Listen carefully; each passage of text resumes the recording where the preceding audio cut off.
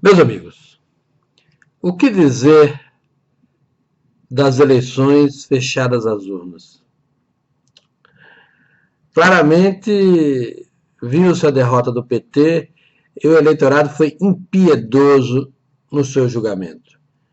Praticamente reduziu o antigo partido hegemônico que dominava desde a presidência da República a uma agremiação miúda e com vocação de ser extinta. Essa é uma coisa extremamente interessante porque o desprezo que o PT e as esquerdas em geral devotam aos bons costumes e a lisura na administração pública é o apreço que a população em geral tem. Não vamos esquecer que o PT ganhou as eleições fazendo o discurso de que era ético. Todos devem lembrar disso. Provou-se que desde que pegou a primeira prefeitura ele jamais foi ético. Talvez com a exceção do período da Luísa Erundina em São Paulo. Eu vi de perto, eu sei que as coisas andavam na linha. A Titi era muito honesta demais para ficar no PT. Bom, mas o fato é que o julgamento foi impiedoso e nós temos um novo quadro político. Esse novo quadro político tem que ser compreendido com outro fenômeno eleitoral que nós verificamos nessas eleições que se passaram. A enorme taxa dos nulos, dos brancos e dos ausentes, cuja votação, vamos dizer assim, cujos números são superiores aos votos dados aos principais candidatos, inclusive de São Paulo, inclusive do Rio de Janeiro, inclusive de Belo Horizonte. Que lição a gente pode tirar disso? O que é que o eleitorado quer nos dizer com isso? A primeira coisa é que as pessoas estão cansadas do processo político, cansadas do populismo, cansadas, enfim, do agito que os candidatos fazem. Mas eu acho que essa é a mensagem menor. A mensagem maior que eu vejo, e posso ver pelas pessoas da minha relação que decidiram não votar, anular ou não comparecer simplesmente, é uma só. Elas não se sentem representadas com essa atual, vamos dizer assim, oferta de propostas políticas. Está faltando ao menos um componente importante nesse universo, que é a chamada direita clássica. Muitas dessas pessoas que anularam o voto simplesmente não se veem espelhadas em gente como, digamos assim, defendendo bandeira da social-democracia, do socialismo, do social-liberalismo e todos os sociais hoje que formam a componente principal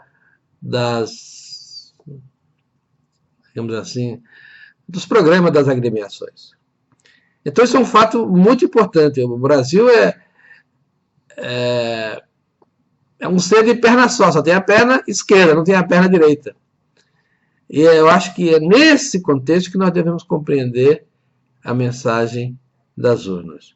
Mas uma outra coisa muito importante que a gente vê emergir das urnas é que a saída do PT, o impeachment e tudo mais, não obstante ser em si mesmo um fato portentoso e um fato, vamos dizer assim, que poderia ser uma ruptura, né? Assim, não foi.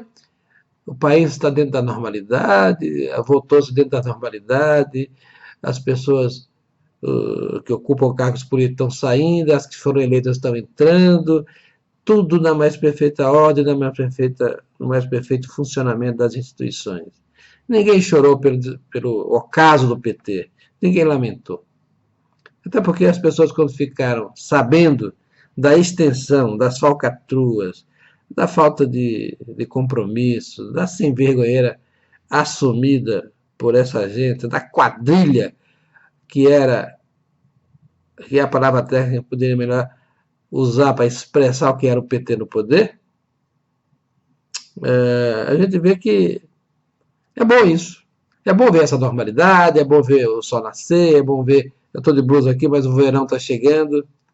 Apesar desse nosso aquecimento global aqui em São Paulo ser bastante frio, está chegando, o sol está brilhando e ponto.